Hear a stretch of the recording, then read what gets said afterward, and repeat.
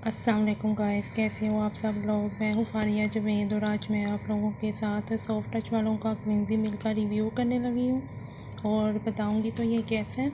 ये देखें,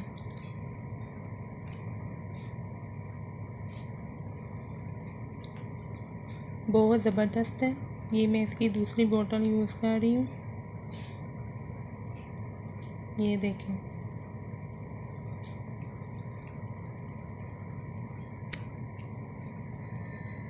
तो प्लीज़ आप लोग ट्राई करें।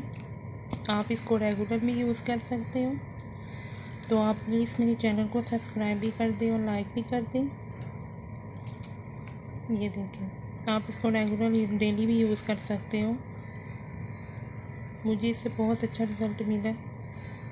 आप भी यूज़ करें और मुझे बताएं कि आपको कैसा लगा है इसका रिज़ल्ट। तो जब आप क्लींजिंग करेंगे तो आप अपने चेहरे पे पानी नहीं, आप रोज़ वाटर लेंगे।